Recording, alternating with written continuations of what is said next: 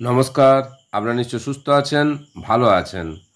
আধার ও প্রামাণ্য নথি বিহারের এসআইআর মামলায় কমিশনকে বড় নির্দেশ সুপ্রিম কোর্টের। একটু বিস্তারিত জেনে নেওয়া যাক। বিহার স্পেশাল ইন্টেন্সিভ রিভিশন বা এসআইআর এর ফলে বিহারে ভোটার তালিকা থেকে বাতিল হওয়া নাম ফের ভোটার তালিকায় তুলতে আধার কার্ডকেও নথি হিসেবে ব্যবহার করা যাবে। বৃহস্পতিবার এমনই নির্দেশ দিয়েছে supreme court.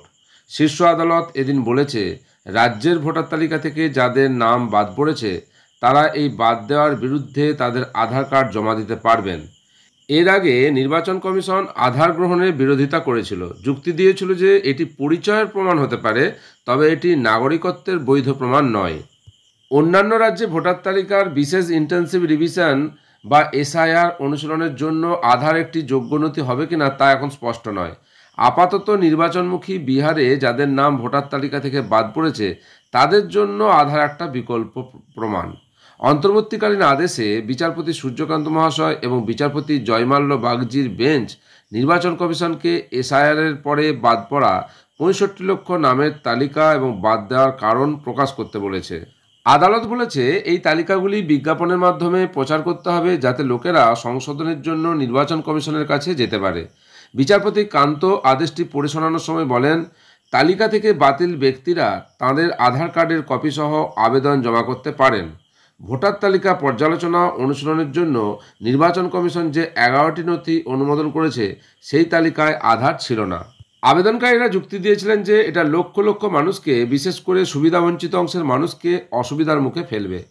Association for Democratic রিফর্মসের পক্ষে উপস্থিত আইনজীবী প্রশান্ত ভূষণ সংবাদ মাধ্যমকে বলেন, আদালত নির্বাচন কমিশনকে নির্দেশ দিয়েছে যে তারা তাদের নির্দিষ্ট করা 11টি নথির পাশাপাশি আধার কার্ড গ্রহণ করবে বলে বিজ্ঞাপন দিতে।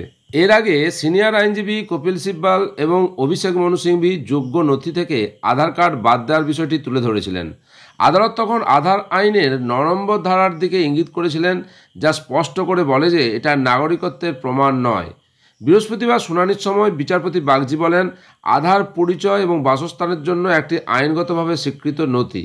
যখন সিনিয়র আইনজীবী গোপাল শঙ্করনারায়ণ বলেন যে নির্বাচন সংস্থা আধার গ্রহণ করছে, বিচারপতি বাগজি বলেন, না না, তাদের তা করতে হবে।